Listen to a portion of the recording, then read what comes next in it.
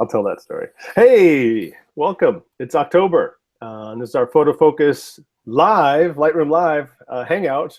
Now that they've changed our thing, we're calling it live because that's what we are at the moment. That's it. Well, I thought it was better because I like it's it. not a hangout anymore. We're That's just right. on Even though YouTube we're kind of Live. hanging So out, it's a yes, live hangout. But you know how it goes. So hey, I'm Rob Sylvan and Levi Sim. How are you? I'm doing all right. I'm glad to see you. I'm glad to see Uh, you too. yeah, fall is on, and it's looking like a good fall this year. Good. Lots of colors creeping on, and it's going to be a good one. Yeah. How's it So looking here, in the Northeast? yeah, here in New Hampshire, this is kind of one of our favorite times of the year. Look out the window. It's a beautiful day here. It's just starting to turn. We have a bit of a drought, which is a little unusual for us, so I'm Oh, a little worried it's going to affect our foliage color. But, you know, we'll just have to see how it goes. Water for drinking is probably more important, but, you know, as a photographer, you worry about the colors in the tree. Yeah, so where are you doing these days, Levi? Where are you at right now? I am at home. I'm at see my family pictures on the wall here Yeah. in Portland, Oregon, and getting ready to head out. This week I'm speaking at a film festival in Utah, and then we've got Photo Plus Expo coming up this month, and I'll be there, and I think you're going to be I think I hanging will. around. I think I will. I've got to Yeah, finalize some plans, but I think I will. And so excellent. until then, we have a very special guest with us today Yes, who flew all the way from France to the United to States LA to join us. to LA to join us on our hangout. Serge Ramelli. Serge, am I saying your name correctly?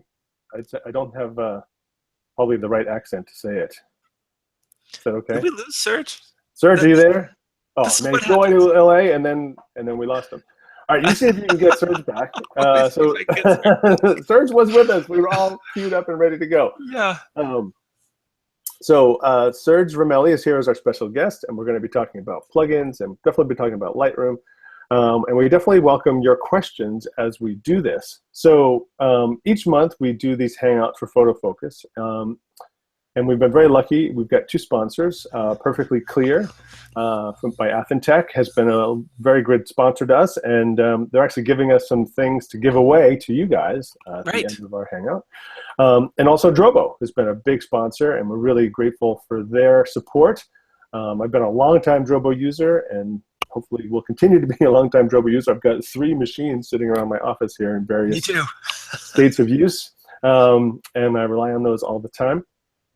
In fact, So if I could, Rob, real quick, yeah, my Drobo popped up with a yellow light on the front yesterday, which is like a caution warning. It's a warning light, and so I kind of got concerned, and I clicked on the little dashboard app to see what it's telling me, and it's just saying, "Oh, your drives are almost full. Put a new drive in."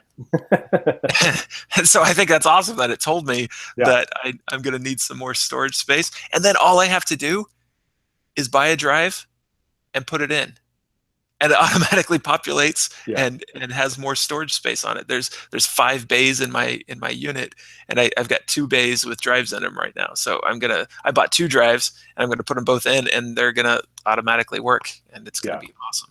That's So the nice thing about that is that the ease of just swapping drives. They don't have to be yeah, the same brand necessarily. They don't have to be the same size. Can be a very painless situation just to swap those out. right. I've had to do that a couple times. It's just a matter of fact that one day those drives are going to die. So have be prepared. Don't buy all your drives at the same time. Somebody told me that. Maybe it was Vanelli who told me that one. Because then they're all likely to die around the same time. Right. Yeah. If you buy like some guys are crazy about checking the bin numbers and Yeah, making sure that they I'm weren't not that produced crazy. the same week. I know I'm Yeah, not either. yeah, it seems like a good Like idea. it's probably going to die at the same. They're probably going to die in the first month if they're going to Yeah, give me a big problem, and then right, later on as they wear out. But right. you know, yeah. So, Serge just messaged me, said his internet broke, so he's restarting stuff. This never happens to me. He says it only happens when yeah, you we had them go on live. for a half hour before we were ready to That's go. right. Yeah, So, everything was working great. all right. Um, So we'll continue on. So if you have any yes. questions about Lightroom, anything we're talking about, just fire those away. And how do people ask questions now, Levi? with this You know new what? tool? All you do is you pop over to, and I'll share my screen to show you. I'm going to share my screen, and you pop in here. Oh, here comes Serge. It's coming back. Yeah, can you see my screen, or did I didn't click on me I yet? see your screen because I see me. Okay, we see my screen. We click on the YouTube. Hi, Okay. Serge. We got you back. All right. Okay, cool. You're in. If you're looking right here in YouTube, you just click right here on this right-hand side. There's this chat window, and you say, "Hi." Oh, okay. We got a Leave hi. a comment. Yes, like Bitsy Bugaloo. I think that's Tina left us a comment, or not Tina. That's in Cache Valley, um, and you just leave us a comment right here, and that automatically enters you for the contest. And what are we giving away?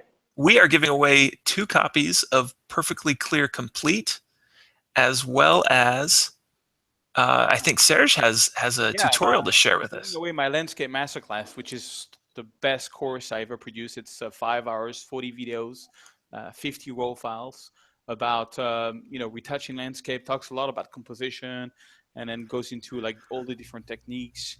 HDR, non-HDR, digital blending, many plugins, and you'll get a bit of a flavor today what it's all about. Yeah, thank you, Serge.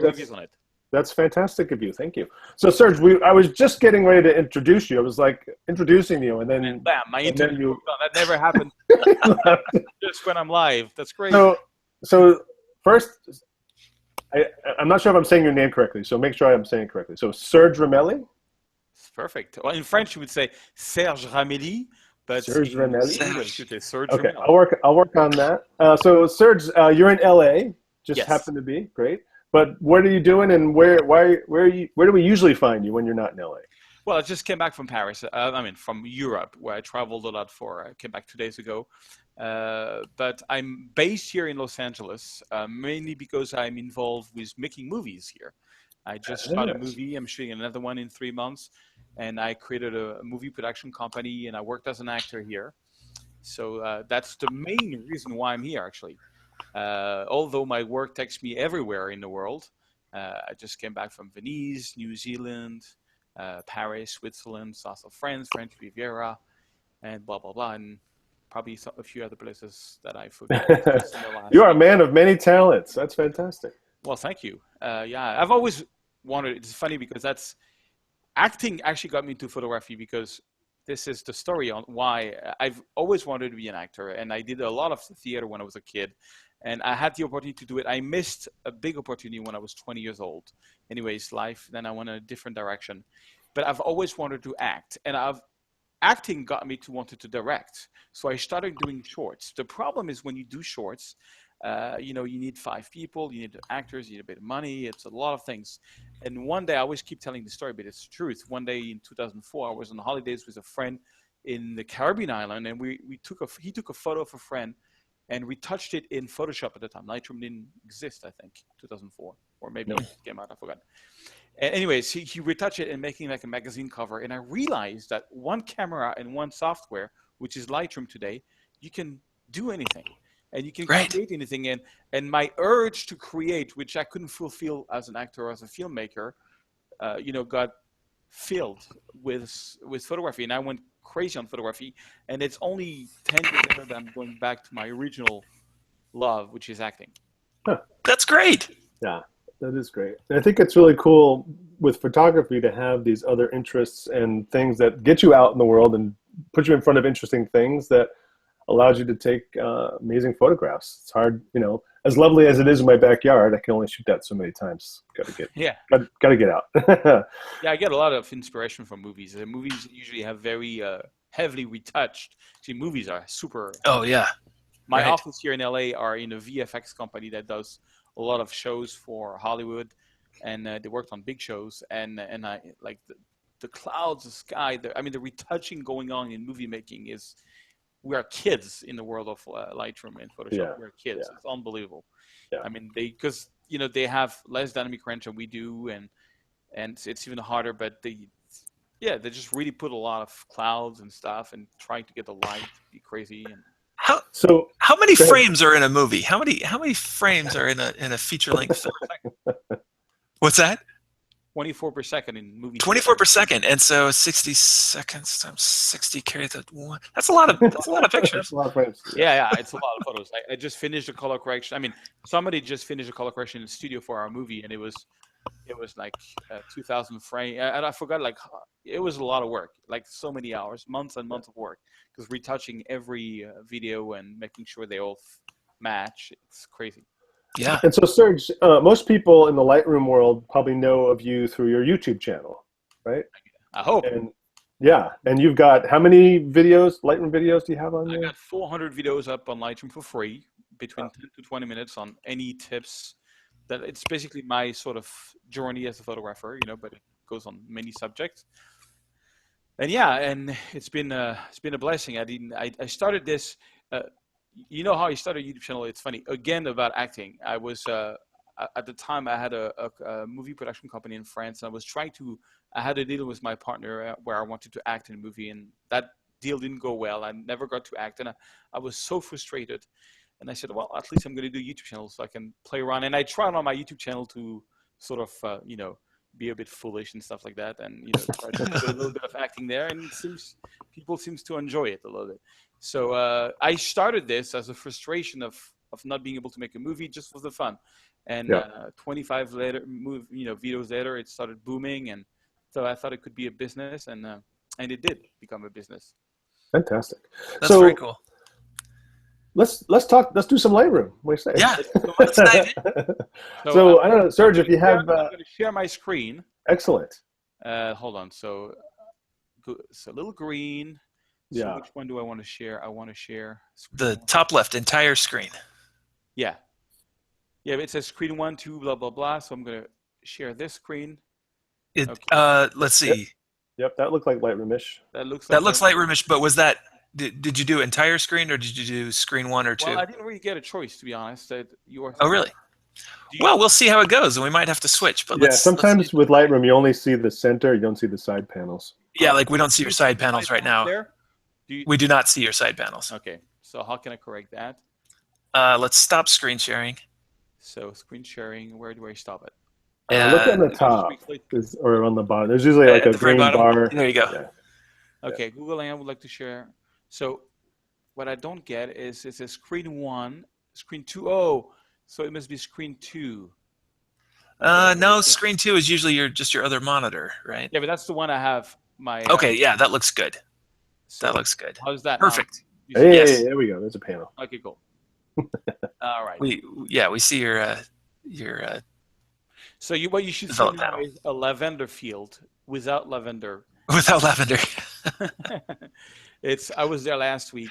I can't wait to see how you add lavender to this photograph. Yeah, I'm not sure but a little story about this photo. I was passing from Switzerland to south of France because I was going to shoot a very small village in the south of France, and I looked on a map, and I was very close to one of the biggest lavender field area in all of Europe.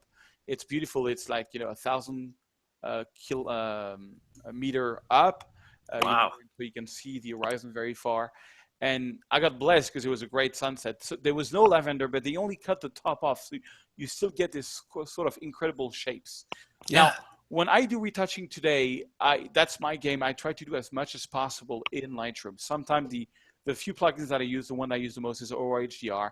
But this one, I'm going to retouch it just in Lightroom. And so I have these techniques whenever the sun is in the frame where I really underexpose my photo. I shoot with a Sony A7R, which has got a great dynamic range, very little noise. And so this is the original RAW file without being retouched.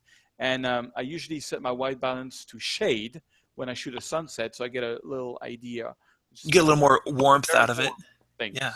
And so the good thing about, and that's the great thing about Sony and Nikon, which I used to be a Canon shooter. I had this issue all the time. When I open up the shadows, you see, look at this. There's a lot of details there.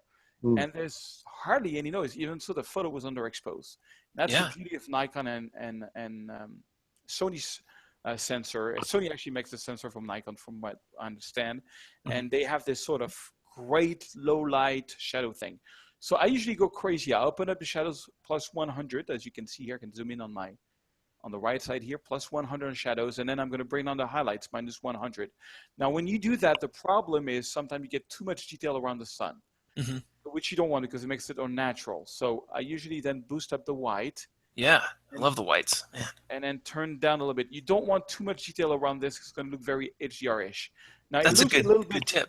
yeah, it looks a bit HDR-ish, but if you bring down the blacks, it's going to bring back a natural feel to it. And usually to go away from the illustrative look, what I would do is I'm going to do a little minus clarity, just a little bit. When I do the plus 100 on shadows and almost minus 100 on highlights, I'm going to do a little minus clarity because just give back a little natural. Yeah, that's just my workflow.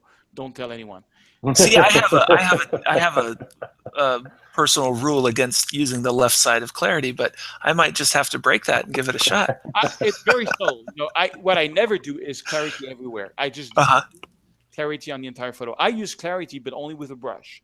I never ever use clarity as a global adjustment. We can see it. We can see the clarity, and we don't see the photograph because we can see what was done, right? Yeah, I keep telling this story and about Peter Link. You guys probably familiar with who Peter Lick, sure. Yeah. And some people hate him, some people love him. I admire him for one thing. He's the one selling the most photos on this planet. Right. And he's been for the last 5 years. I've been to 5 or 6 of his galleries. Got 14 galleries of his own. And one thing I realized about my work and his work is that because we have sort of similar work, but I just don't make $100 million per year for what he does. Not yet. Not yet. That's right. So many millions, I don't know. But anyway, one thing that the issue I've had for many years is when I used to show my photos, people, they would say, oh, you're good at Photoshop, as like the first reaction. And I'm like, come on, it's a lavender field, you know? And so I've been to a lot of Peter Link's gallery, and I just go there to listen to what people say. He uses a lot of Photoshops and a lot of very saturated colors, but people don't respond to it as being Photoshopped. Like, for example, he's got this shot of the Hollywood sign from behind, which is, and I couldn't tell how he did it, and I realized one day that it was 2 exposure. One when the sun was not down, and one 2 hours later, and he mixed both exposures. You know, he does a lot of that, you know, mixing exposure and stuff. Yeah. But one thing that he does, which I find is pretty good, is that he does heavy saturated colors. He does, you know, dramatic great colors, but always within the human range experience. Meaning that if he goes for a red that's crazy, it's going to be the crazy red, you know, that we actually see on a crazy sunset like this one. I mean, this sunset was amazing. That was really a truly, you know, very saturated sunset. But if I now start adding a lot of magenta to it, or, you know, and blue, and I'm just going to make it like a sunset from another planet, you know? Right. Oh, you're in the brush. Yeah. Yeah. Let me just close that. Yeah. What I mean is, like, if I add, if I do something like this, it's not how it looked. That would be crazy, over the top, too much magenta. Although I'm in love for magenta, you know? So white balance is very important. I usually, on this type of photos, when it gets really red, I like to go to daylight instead of shade, because shade makes the whole photo very warm. And I like to, I think, you know, choosing the right white balance and the right hue and the right red primary. I use these 3 tools that I'm going to show you now to get you know, what am I trying to do? I'm trying to communicate the experience I've had with that sunset. Get it as much saturated as possible, but to the limit of human experience. I don't want to go too much where people are where it's going to put the attention on the retouching more than on the photo. You know, you get the idea? Yeah. Yeah, absolutely. Okay. So I find that when you got a very warm sunset like this one, daylight is good. Daylight is a pretty cold one, but then you have a bit of gradient because it goes from blue to warm.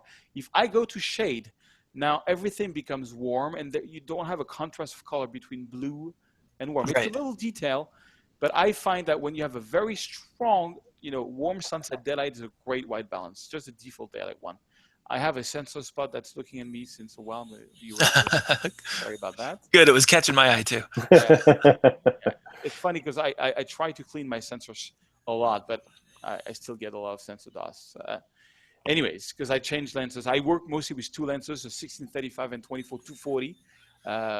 And so I use mostly 1635, but, you know, and anyway, on You the mean field, I change you it mean all. even Serge Ramelli gets sensor spots? I especially get sensor spot. Yeah, they like me a lot. Okay, so on this one, let's talk about the sunset. Usually what I do is I always go to the U.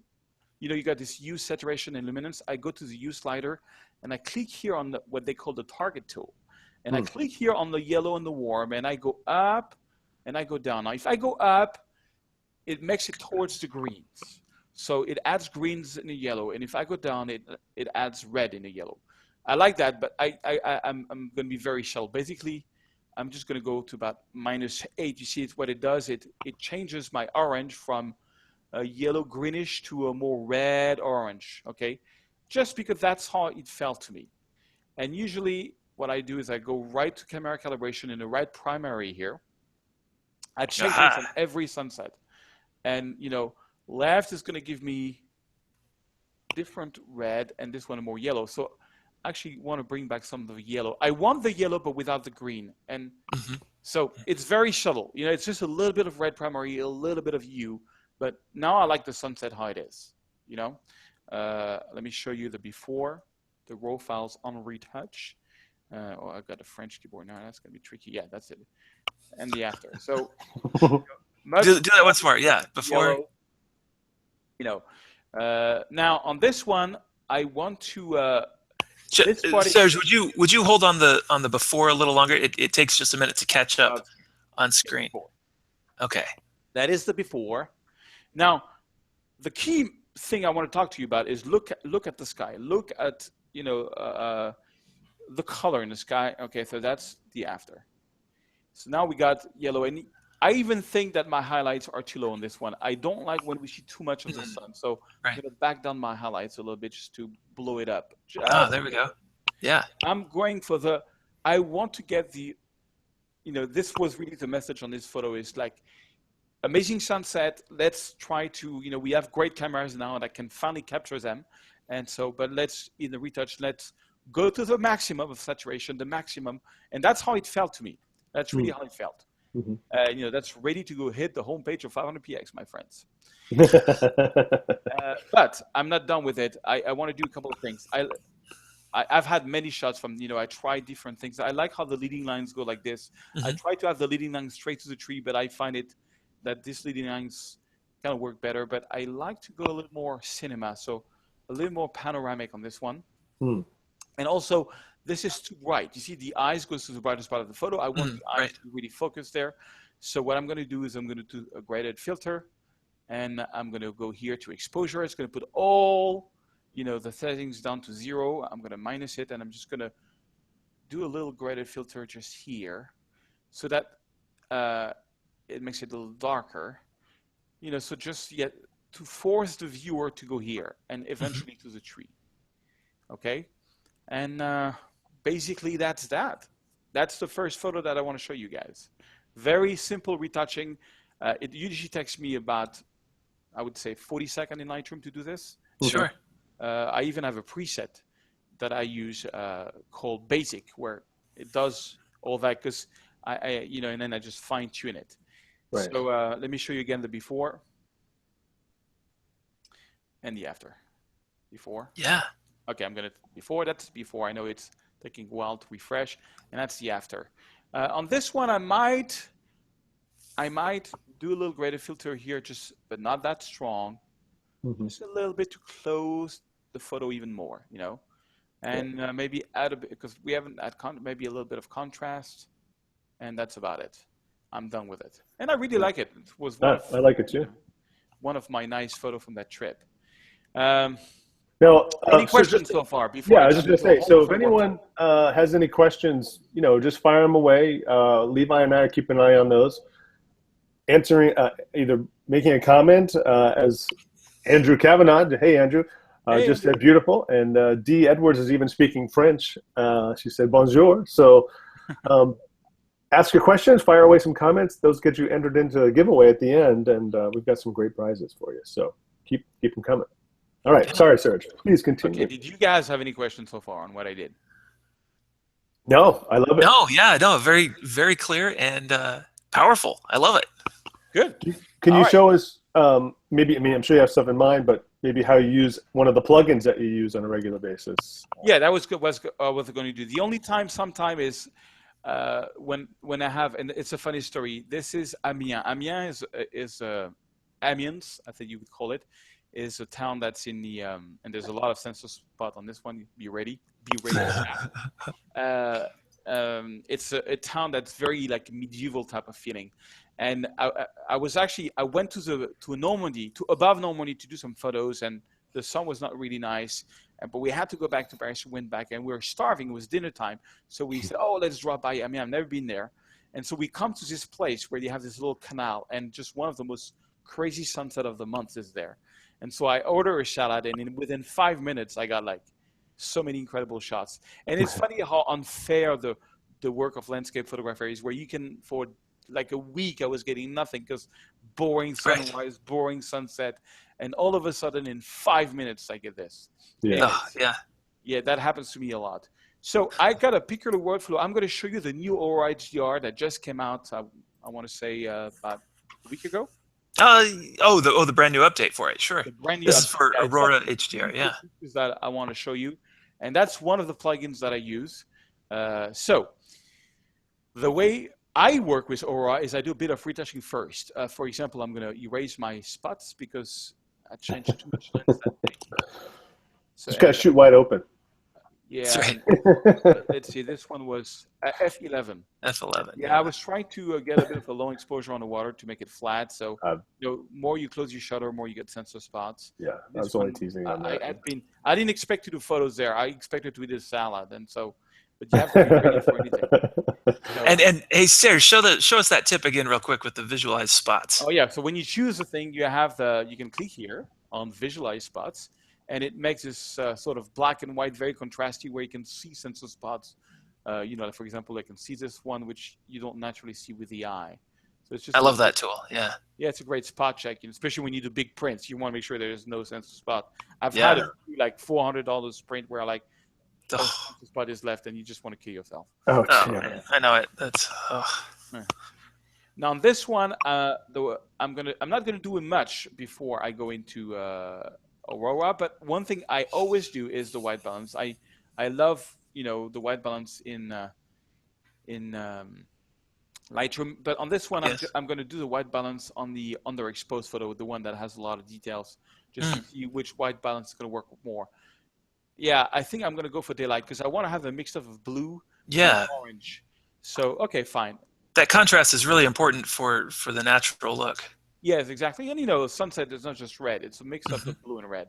So, okay, so all I did was go into daylight and take the spots off. Then I'm going to synchronize what I did on the first photo, check all. So now, what did I do? I only took out a few spots and changed the white balance, and I'm going to synchronize that. Awesome. All three.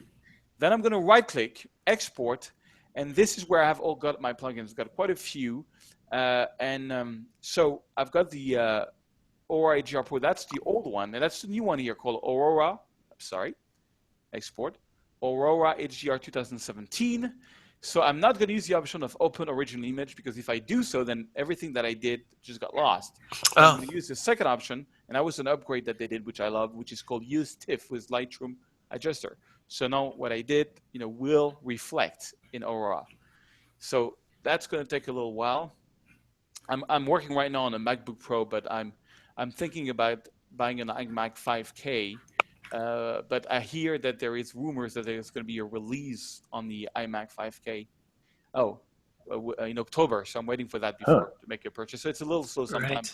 Right. All right. So now in the new Aurora HDR thing, they simplified a lot the first window. Alignment, I'm not going to click it because I was on a tripod on this one. So I know they're perfectly aligned. And, if you click on additional settings, you can have the ghost reductions and chromatic aberration removal, which I'm not going to touch on this one because I know I don't have much. And I'm going to click on Create HDR. Well, now, and also we should be clear. You're using files from the A7R, and how large? What megapixel count is that one? Is that 36 or is that 42? 42. I'm confused. 42 or 46? I forgot. Yeah, they're huge. When I use Aurora, I don't have that delay. I got 20 megapixel files, and I'm not so it's still remarkably fast for most of us. But Yes, and so I actually had the honor that MacFun asked me to create my own presets. So within the software, you will find 3 photographers presets: Trey excellent. Ratcliffe, me, and Captain. So if you click on preset, you see it's Trey Ratcliffe, Captain Kimo, and Serge Ramelli. So I am Wow. hard coded in the software. That's fantastic. So which is cool. So I'm going to jump to my presets, which I know them pretty well, and this is an amazing software for HDR because I've been using Photomatics for years and I love Photomatics. The only problem with Photomatics is that when you tone map an image, which is blending the exposures, oh my God, there's a lot of sensor spots coming up. That's fine. We'll correct that back in Lightroom. The problem is that you get a general look. The big invention of MacFun is that you have layers. So you can tone map different images, different sections of the image. So if you click here on the presets, and I really advise you to use presets, you can use mine, or I'm going to use mine on this one. So you click here, I've got about 12 presets. So Photo Search Basic is one of them. Photo Search Bright is the one I like a lot because it's a bit desaturated. So that's going to be my basic preset. But I find that the overall photo is a little too bright. So here is one of the big new things that they did in Aura 2017 is this new HDR look, which is the first slider. If you go on the right, it's going to be very sort of illustrative look. And if you go on the left, it's going to be much more natural. So I'm going to add some extra natural in this one. More crazy is your sky, more you should be gentle with the sliders, especially with, Right. That I find. I'm going to lower a little bit the exposure. And so that's my basic thing. That's my basic slider. Now, the great new thing about Aura HDR, which I really like, is the layer. So you can click here on, there's a plus here, okay?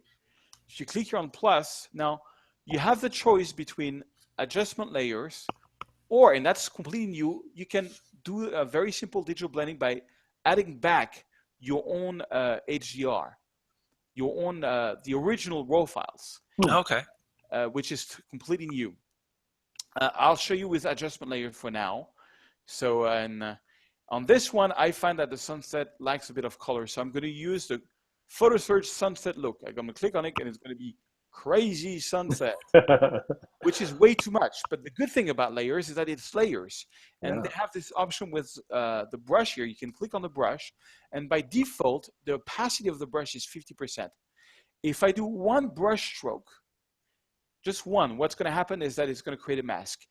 Basically, just the brush stroke is going to appear. Everything else is going to be masked.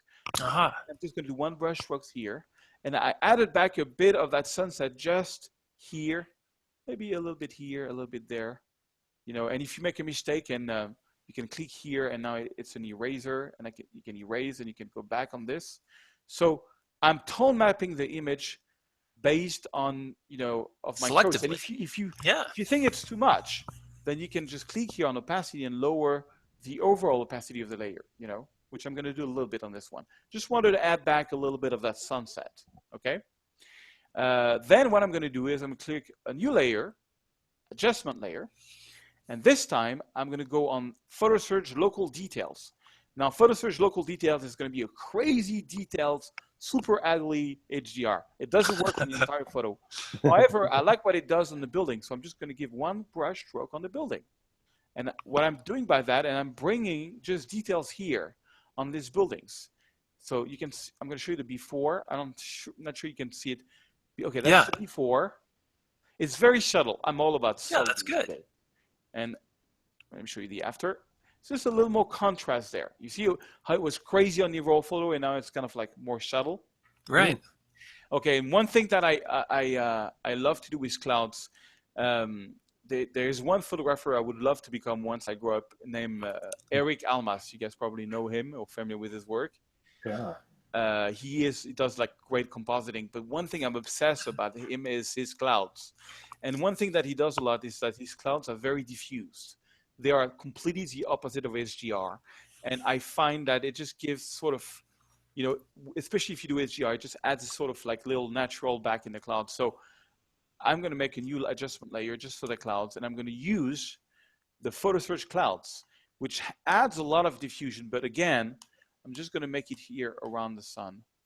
And just because I like the contrast between a lot of diffusion here and a lot of details here.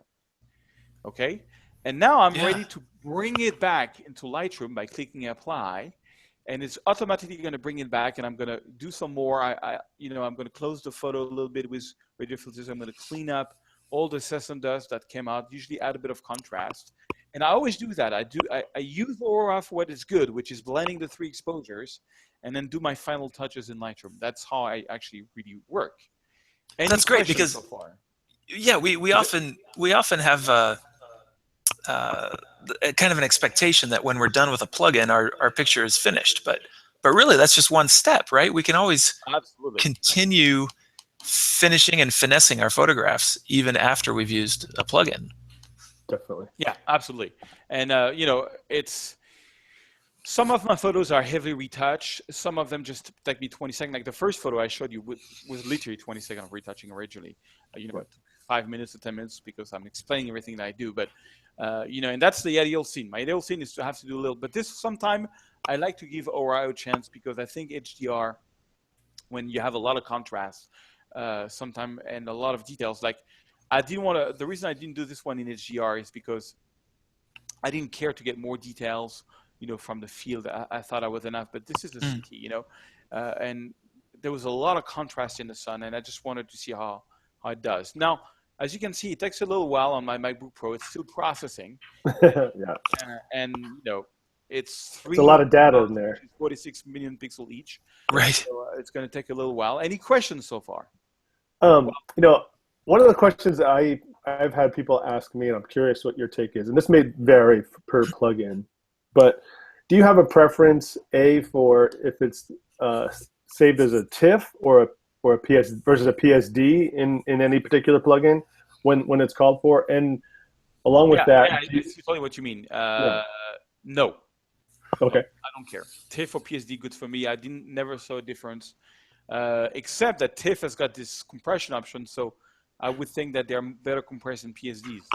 That's my only thing. I would, And do you have any preference or take on whether, when you use it, do you like to have that TIFF or PSD as a ProPhoto RGB image, or are you fine with Adobe RGB? Like, do you have a color space preference? Well, Lightroom color space by default is ProPhoto, from what I understand, and so it usually stay around within that color space more than Adobe RGB. Yeah. So you don't. Yeah. Okay. Cool. I stay within ProPhoto. Yeah, most of the time. Okay, so I'm back in Lightroom, and now I'm ready for my final touches. I'm going to add a bit of contrast. Now, when you add contrast, it always makes a photo darker. So I'm maybe going to open up a little bit the shadows, just a little tiny bit. And I wanted to, on this one, to get really pretty strong colors, which is what I got. And truth be told, I'm not super happy with the result that I got in HDR. It's not bad, but I find it's a little over the top. And so what I usually do is I would then go back to my original file and retouch it like I did. And I can do that if you want, guys, or we can just jump on something else. And usually I compare the result between the plugin, and sometimes the plugin wins, sometimes Lightroom wins, Yeah, no, I'd be curious. Sure. No, we do the same thing. Yeah. It's what matters to me is the, just really quickly. What I would do is I would just go here, bring down a little bit the highlights, open up the shadows, do my black, do my white. Okay. Now add a bit of vibrance because I'm liking a bit of colors. And now on this one, what I'd probably do, minus clarity a little bit, just a little tiny bit, -7 is good enough. On this one, I would, close a little bit the sky, not too much. So that's what I always do. When I'm checking things out, I'm doing right. This. And I find that there's a lot of colors there. So around the sun, I might use a radial filter, which I invert the mask and I feather it, and maybe add a bit of yellow and a bit of magenta or a bit of saturation to see, and a little bit of exposure, just like that. Nah, I don't know. No, I'm going to it doesn't work. Okay, no, that's good. That's the more natural look. That's the HDR one. So I select both. I press C and Shift Tab. So on the left, you got the Lightroom natural one, and on the right, you got the Aurora one. I mean, the Aurora one, I'll tell you something, a little story, and you can make this test. if you take the photo on the right and you show it to 10 people which are not professional photographers, and you show this both photos and they are not photographers, 8 of them will choose the one on the right, the original one as being the nicer one. Right. And the same thing with professional photographers, they will take the one on the left. That's been my experience. I could see that. Yeah. Funny, huh? Anyways. Yeah. No, that's true. That's good. Oh, we got a question for you, sir. And Rob, let's also do our identification. Oh my God! Yeah, look at the time's going by. You want to do that? Sure. So we've got some questions coming in, and the way you leave a question with us is using the chat panel on the right side of the YouTube page. So if you're watching on the Photofocus page, just go ahead and click on the video player and pop over to the YouTube page, and then you'll see a little chat window right next to the video window, and you can just leave us a question or say hello, and that will enter you in our drawing for some prizes. And we've got 2 copies of my favorite universal plugin, which is Perfectly Clear Complete, and I use it on just about every photograph I create for clients and share with the world. And it retouches faces. It makes my exposure and contrast and colors look really great to start with. And then I go in and I do my other stuff, the things that Serge is showing us how to do right now. And so we're giving away 2 copies of that today. Also, Serge is giving away a copy of his master tutorial on Lightroom, which it's a landscape masterclass. It's landscape masterclass. Very oriented to this type of photos I'm showing today. Perfect. Hugely valuable. We're really grateful for that. So if you'd like to enter our drawing for any of those prizes, please leave a comment in the Hangout, in the chat panel right next to the YouTube video. Yeah. And Andrew, even though has said 4 things, he's not entered 4 times. That's right. We love seeing 5. There he goes. There he goes again. And like you get bonus karma points for enthusiasm. F. Dionisi said, Aurora 2017 is killing it. Is a killer, wow. I think. Yeah, it is. Levi's translate. How do you say that in French? And if you want to buy it, go through photoserge.com. I got a special link for you. Oh, good. So photoserge.com has a special link. Yeah, I have this gear page where all the stuff that I use, all the plugins, all the gear I buy, everything that I use is on my gear page. So you'll find all the links there on everything I'm showing today. Perfect. Susan weighed in and said, "This is beautiful. Nice work." Hello. We've got Keith tuning in from Utah. D. Edward Brosh says bonjour. Bonjour. Yes. And we've got a question. Take it away, Rob. So, Serge, I think this is for you. In your workflow, how do you keep presets and plugins from clashing with each other? As in one undoing your contrast, for example. Well, I usually don't mix up presets and plugins. I choose a path for a photo. I actually choose several paths. In the next demonstration, I'm going to show you how to use Lightroom presets to get like special, very famous Instagram look, for example. So I usually try different paths. So I don't really have this issue of things going. They just, and then I use virtual copies. So I would use one Lightroom preset on one virtual copy, use ORIG on another, just do some natural retouching in Lightroom, and then I just look what I like at the end. Sometimes I put it up on the web and say, which of the 3 photos do you like the most? And then see. So I try to. I have a workflow where, like, for example, if I use Aurora, I would just change the white balance and sensor dust, and then do the rest in Aurora. Of course, if I did a lot of contrast in Aurora, I can add more contrast if I still find it likes of contrast. It's just, you have to understand what the plugins do. And of course, like for example, I don't use Aurora so much to do the graded filters because I find their tool is not as good as powerful than the one in Lightroom. So I never do it in Aurora and I do it in Lightroom. That's a good example. That's just knowing your tools and what to do, and so you don't be counterproductive.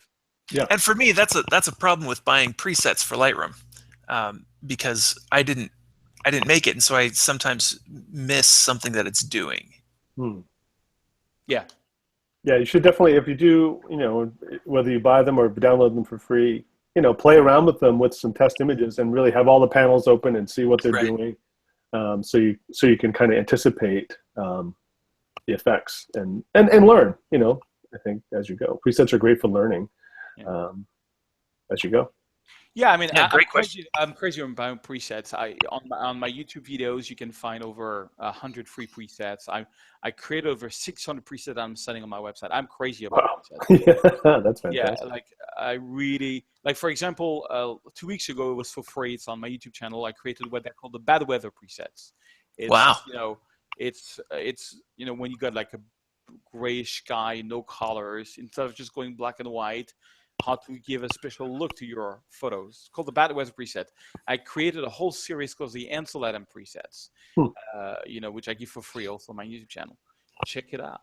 So these are all free on your YouTube channel. Cool. It's all free. Yeah, the way it works is basically you have to sign up on my website, photosearch.com. Just create a free account, and then you can go on my YouTube channel, and any videos that's there, they will be presets or raw files. Every video is got a giveaway. And there's a link below the video. The link only works if you have created an account on PhotoSearch. Yeah. I have to say, Serge, that's one of the things I think I always admired about your YouTube videos is that the frequency in which you actually let people have the raw file to play Yeah, with. I know. Sometimes it's a bit of a problem because I work with galleries and I try to not give, and I did give raw files of photos which end up in galleries. Because they choose, I gave the raw file first and then the gallery picked up. I work with a gallery called Yellow Corner. They have 85 galleries around the world and I do CDs for them. New York, Venice, Paris, small cities, Mexico, many things.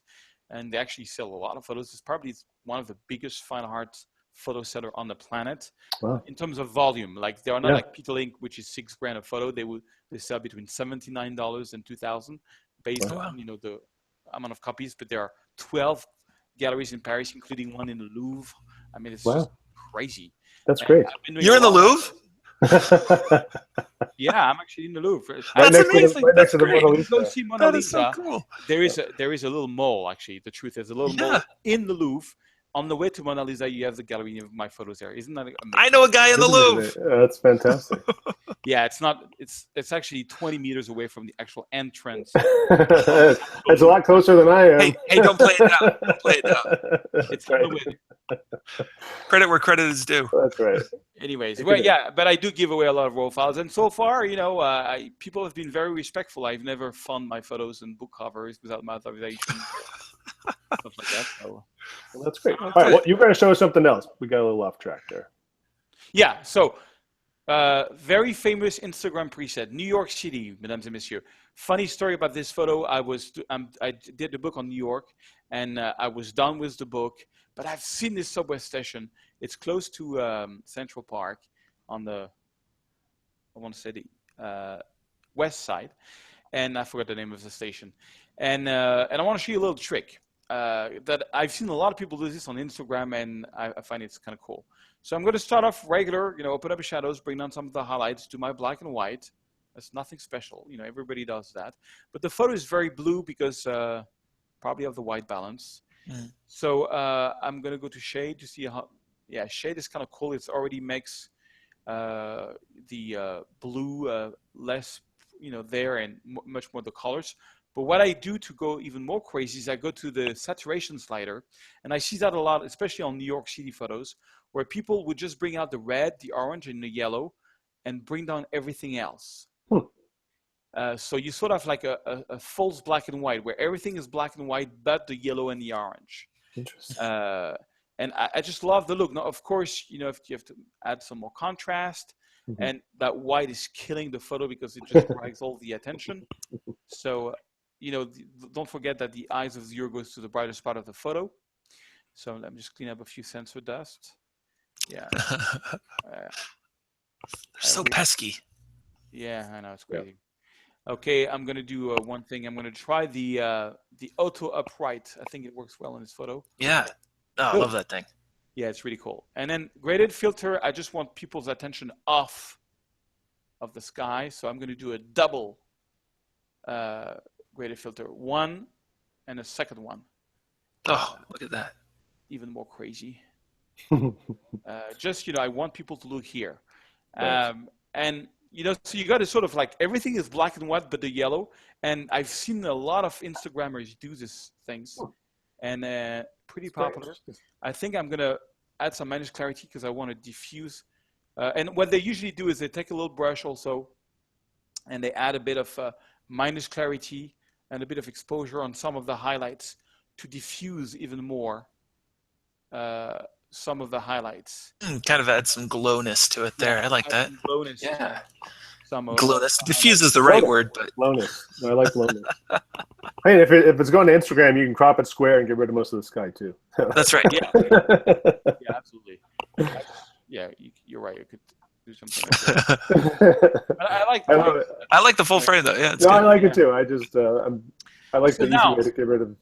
Yeah, so it's all I did was desaturate all the colors but the yellows, but it works great on cities. Try that. Yeah. What I do when I have something like this that I like, I just go, here on preset. I'm going to click plus. I'm going to put it in the folder called Serge Basics. This is all my preset folders. That's just the one I'm playing around with right now, Serge Basic, and I'm going to call this, Insta, yellow. Insta warmth. Yeah. Insta warmth. There you go. Okay, Contrasting. try that. So Make it the down to. whole idea is that you have a lot of contrast, and everything is desaturated but the yellow. So I'm going to save everything, graded filters. Yeah, why not? And maybe not the graded filters. So one apply to other photos. Graded filters, I don't have any in this one. I'm going to create, and then I can take this photo, for example, of New York, taken by night, and Insta yellow. And, boom, and There it try to do is. the same thing. Cool. Nice. Didn't really work as expected on this one. Hold on. Contrasted, desaturated. Yeah, that was another version that I did of it. Then, of course, you have to adjust. It's just a piece that you have to adjust. But just leaving, the warm and taking out everything else can give you a look, that you can get in 2 seconds. So that's something I love doing. And, I think it's a cool look, Very cool. I'm going to try that if I make it down to PPE. Go shoot some New York. Yes. Another question came in. Is there a plugin you would recommend for noise removal that retains the detail in Lightroom, or would you recommend just using Lightroom itself? No, I don't have it here. But what when I was in New York, I really advise you to do that. It costs $250. Is I did a chopper ride around Manhattan by night. Wow. And so what I did is I had the Sony A7S because that's at the time that was the best camera in the world for low ISO. Right. At about 8,000 ISO, and I would shoot from the chopper, and I got crazy. Let me show you if I can show you the photos I got from the chopper. Let me go into my Lightroom library, chopper here. Where are they? Yeah, that's the ones.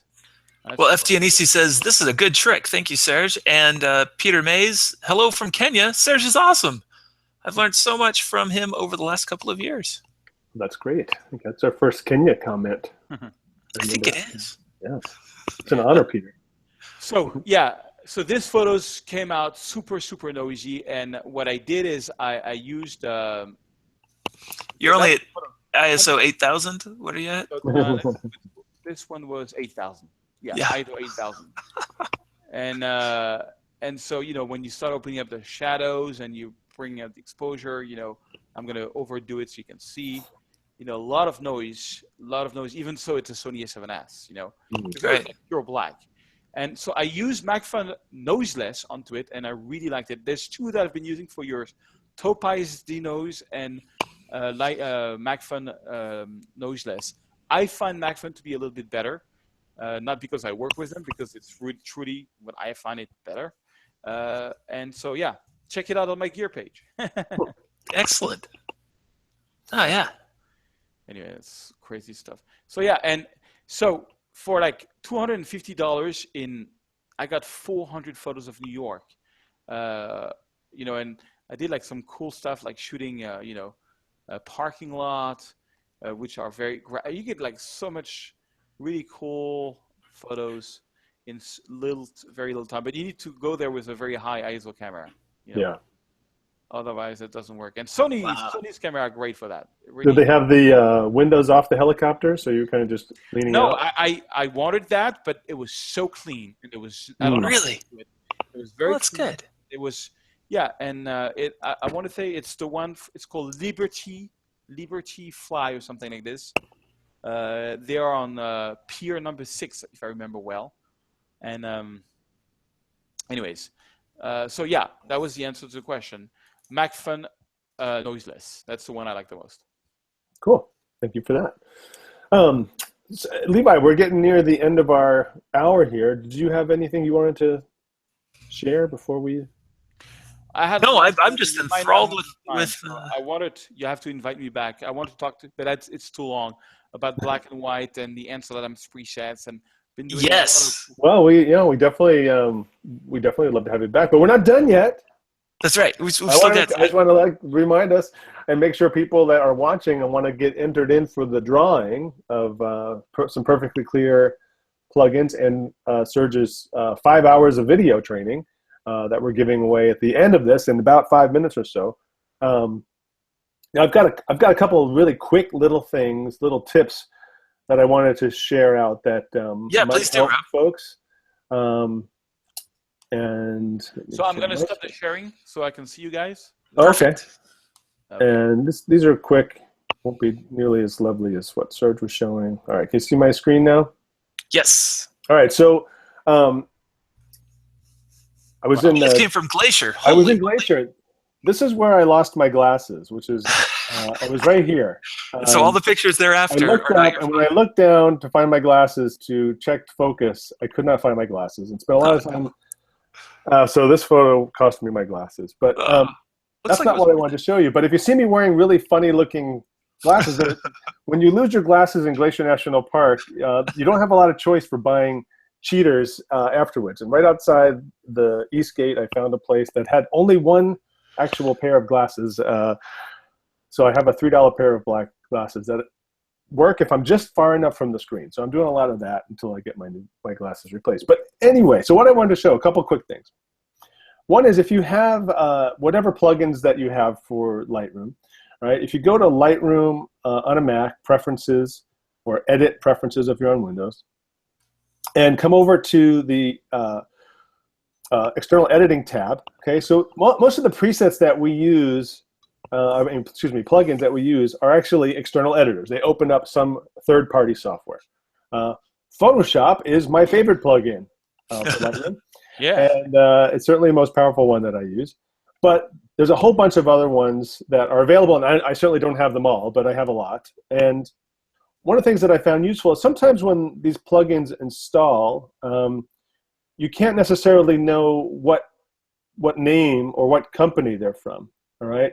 And so what I usually do is I customize these presets. And so if you say you selected any one preset, so this Nik Color Effects Pro 4, for example, all right?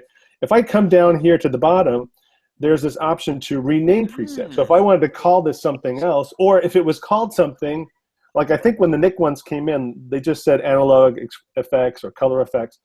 And I wanted to group them all together, so I just clicked rename and then added in Nik to the beginning of each one. Oh, nice. So they're all grouped right next to each other. That's right. Perfect. That's smart. I didn't know that trick. That's great. Yeah, and so the other thing you could do, and we were talking about this earlier, is if they come in with a certain either file format or color space or whatever it is that comes in and you don't want to use that, like I wouldn't use sRGB with 16-bit as my preferred choice, so I can change that here.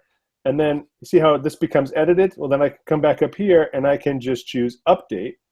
And now I can update that preset to use my choice, all right?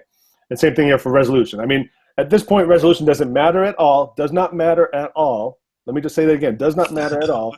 But if it makes you happy to have a different number in this field, you can do that. And then, oops, I think I click out of that field, there we go. And then because it doesn't actually change the resolution of the photo when you put it, right? That's right. The pixel dimensions don't change. At this point, this is just a metadata tag with that number in it. Yeah, some people, I've had problems with printers that said, oh, you don't have 300 in your metadata. It's like, yeah, And so what? Right, I know. It's Right. the 300 just makes people happy, and you don't have to explain it. So Yeah, just exactly. so just put it in there. So that's just one little easy tip. Doesn't change anything about how you use these presets, but I find that if you're a bit of a control freak, you like to be organized, maybe that can help you out. It's cool. Okay. I see you have some nice photo here of a nice bracketing of the mountain there. Do you have the final retouched version? So I got a couple. So this was the morning. Wow. I got this sunrise. I literally came over this the pass, Logan Pass in Glacier National Park, coming down on the east side, and I was literally in the clouds when I was in the pass. And as I came below the clouds, this is what I saw. I just pulled over off the side of the road and wow. Yeah, that's incredible. crazy. that was just being in the right place at the right time. And then this was the end of the day. Also from Logan Pass, but walking west, this place is called Hidden Lake It's beautiful. Overlook. And so yeah, that's on my to-do list, is the Glacier National Park. it's my favorite national park. Absolutely is my favorite. And so what I wanted to show, the other little quick tip, all right, so where I lost my glasses, all right, I wanted to get that starburst. So I was at F22, and so if I press the Q key, there's all my sensor spots. So it's not just Serge. I had plenty of my own sensor spots to get rid of. And then on the question of noise, I was doing something else. I think because when you're in Glacier National Park, there's a lot of wildlife. And so I was kind of geared up to shoot at a high ISO so I can get a fast shutter speed. And I didn't change that when I was in here. So this ended up being at 800 ISO, not 8,000 ISO, but it was a little bit high. And so when I experienced that in Lightroom, when you're doing the noise reduction and sharpening in Lightroom, definitely use these together so that your amount of masking can help you eliminate how much, or help you reduce the amount of noise reduction you need, because you're not actually sharpening the noise to make it more visible. All right. And so by using a higher masking setting, I can get away with using a lower noise reduction setting. And so there was just a little bit of luminous noise in the sky. So with it at 0, I don't know if you could even see on, through the YouTube stream, but there's a little bit of grain in the sky. So I could just turn that up a little bit. But by not enhancing it, I don't get it. So here's one last little tip. So a lot of times when we get these plugins, they're really powerful, and they can be really overwhelming to kind of get used to these interfaces. And like, I'd never seen Aurora, before, and that was a really amazing demo. And when someone first gets into software, it can be a little overwhelming. And so a way to most plugins have some way to kind of tone down the effects, kind of like you were showing. And so, for example, if I just wanted to say send this one to, I don't know, something like on one, just to pick a different one here. All right, and I'll open this up in on one, and I'm just going to choose something quickly to kind of go through this. And maybe whatever plugin you use, you like the presets that are in it, and you really don't know how to change some of the things about it, but you want to find a way to tone it down. So we'll just see here, this magic landscape. How that? A nice work for this one. We boost things up. And so I could do some work in here to customize this and tone it down a little bit, but maybe I don't know how to do it yet. I'm more familiar using other tools, so I'll just apply this. And so when we send a photo off to a plugin like this, it's sending a copy, right? And so we still have our original back inside of Lightroom. And so now I have my PSD, which I just came back from on one, and then I have my original RAW file. Well, if I want to tone down that effect, I can just select both of these and go to my favorite plugin for Lightroom, which is Photoshop. And by selecting both and choosing Open as Layers in Photoshop, it's going to create another copy that has both of these versions of this photograph each on its own layer. And now I can use Photoshop and Photoshop's layers, which I'm maybe a little more familiar with because I've been using Photoshop for a long time. And I can just dial down the opacity on the on one affected layer and just tone it down that way. So there's definitely lots of ways you can use these plugins to kind of get you thinking about on that path idea, like Serge said. If you shoot in mind, knowing what the software can do, have that path in mind, these are all just tools to kind of get us to that new place. And then I come back to Lightroom, and I've got multiple versions of that one. From my original raw file, my PSD that went to on one, and now I've got the blended version of them both. So if I were doing this for real, I probably wouldn't keep this interim one. I would just delete that so I don't have all of these confusing versions. So just another little way to kind of, maybe go to your happy place until you get totally comfortable with whatever your plugin of choice is, because there's a lot. It's a lot to learn, So that's all I wanted to share. Excellent. That was quick Really and painless. Yeah, I do that also with doing like a full HDR and bringing it back as you should, open up as layers and just bring back the tone mapping just in the sky, for example. Right. When you don't need to do this anymore with Aura 2017, because now you can bring back the original raw files and actually do it in the software. But for the old version, I used to do that a lot. Yeah, that's a powerful technique. So any other questions here? We do have some questions. Okay. We've got, is there a oh, we got that one. Now I moved. Yeah, so you mentioned resolution. You guys mentioned resolution, and look what happened. So we got some questions? Andrew asks, does the resolution not matter at all when we're exporting the resolution? Because all we're really doing is squishing the picture down. Like the physical dimensions are now smaller because we've increased the... No, put it this way, okay? And I'm wearing my new glasses too. I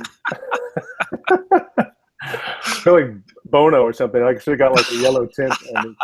All right, so at that stage when we're in Lightroom and we're sending a copy to some plugin, doesn't matter which one, all right? Lightroom is not changing the pixel dimensions of this copy that's opening up in Aurora, On1, MacFun, Photoshop, whatever, you name it. It's not changing the pixel dimensions. Whatever it starts off, that's what it's going to be in that. Okay, so when we say the word resolution, that's usually what we mean. Okay, whatever that rectangle is, even if it's a square, some pixel dimensions by some pixel dimensions, that's your resolution, right? That resolution field is the cause of much confusion and worry and hair pulling. But at that and we have other episodes all about it. Yeah, but at that stage in the game, it's simply a metadata tag that at this level of editing doesn't change the pixel dimensions, doesn't make it more dense or less dense or more colorful or less colorful, or it doesn't change the file size, doesn't do anything except change this little metadata tag from whatever number was in there before to whatever number you put in there. Yeah, that is true for Lightroom, but it's not true for Photoshop. If you change that setting in Photoshop in image resizing, then it will change your resolution. It will actually make it bigger or smaller. Yeah, so I'm going to share my screen because, Serge, that's a great point, and let's just make sure we don't confuse people further. So, well, and now Andrew withdraws the question and says he was joking. Yeah, Andrew knows. Yeah, I know he knows. He's like the dude. He's one of the biggest Photoshop and Lightroom group on Facebook. Yeah. In fact, we got to have Andrew on here soon. So I'm in Photoshop here. Is that showing up, Levi? Yes. All right. And so if I go to image size, and as Serge said, if I change the resolution field from here from 72 to 300, we see that the pixel dimensions change, right? That is changing the resolution actually changes the pixel dimensions, right? If I go back to my 72 and uncheck resample, right? I can change this value to 300 and my pixel dimensions do not change. Yeah, we see that the width and height in inches is changing. Right, because that's all the resolution field is there to do is to affect the print size if I was printing, all right? And so if resample is unchecked, I can change this resolution field all day long to whatever number I want, and the pixel dimensions won't change. Yeah, exactly. Okay? The print size does. So you just need to be conscious of whether or not you want to change the pixel dimensions, okay? Or if you just want to change that resolution setting because you're going to print this, all right? So say I got this image, I downloaded it from somewhere, and I wanted to print with this. I don't want to print this at 37 inches. I probably want to print it at smaller. So I might change the resolution value without resample being turned on. So I'm not changing pixel dimensions. And now I'm making this 8 or this 9 by 13 inch print. All right. So it does matter. This is the point where it matters. Okay. But prior to this point, it really doesn't matter what number you put in there, except if it makes somebody upset when they open it up and they see 72 right. or 240 or some other number than what they expect. Right. Right? So hopefully that makes that clear. And thank you for clarifying that, Serge, because that is a point people get confused. No problem. Couple other questions. Susan asks, when you change the name of a preset and it has an update, will it be able to be found and updated? I think we mean Lightroom or Apple does an update or something like that. Yeah, because all that's at that stage, what we're changing inside of Lightroom is just the thing that calls the plugin. It's not actually change. We're not renaming the software. Right, We're just like renaming you essentially the name of the Nick thing. Yeah. Essentially, it's a preset. So that field, that all those that list of names there, those are just essentially presets that have some settings that call that particular software. We're not renaming the software itself. And then a workflow question also from Susan. Did you, referring to your photos in Glacier, did you bracket the photos combined for HDR, then use the presets? Or did you import one photo, then use the presets to enhance the original photo? No, that was a bracket. So that was 3, one under, one over, and one at the correct exposure. And you would probably combine your HDR bracket and then work with some other Lightroom presets. You probably wouldn't do the preset. So that's, in those examples, I just did the HDR inside of Lightroom. So I just which is another that photo merge. There's so many ways to do HDR. Like on oh my god, class, I show you how to do it in Lightroom, in Photoshop with digital blending, in Aurora, in HDR Pro, in Photomatics. There is as much ways of doing, bracketing and tone mapping than there is of Japanese restaurant. And by trying these different ways, you might find one that you like better than another on some images, and you might find another way that works better on other images, and that's what you got to do. You got to do it and find out what works well with you. So hey, we went over our time. Yes, just a bit. Let's give away some stuff. Give away some stuff, and then so what happens if you call my name? If I call, well, I'm not going to call your name because you're associated with Photofocus, and your family members' signs and other are totally disqualified from. You didn't read the full contest rules on the serial box. Everybody else, what do they do? Everybody else, they just need to send me an email and say, "Hey, Levi, I won this thing," and I will send you a license code for Perfectly Clear. And if you're the one who wins, if you're the one what won Serge's thingy thing, then I will send your Then I will send your email on to Serge, and he can award you a prize. So while Levi's getting the names out of the hat, Serge, we got someone asked if you could play us a tune before we wrap up. Are you able to play us? Oh, you mean on the piano? Yeah. I'm just learning. I'm really bad. I've always wanted to learn piano, and I've been taking lessons for the last couple of months. And let me find a piano tune clip, and I'll play that, and you pretend like you're playing. That's right. All right. Well, I've got our winners. For the Perfectly Clear Complete. It's Bitsy Bugaloo, AKA and yes, and John T 23174.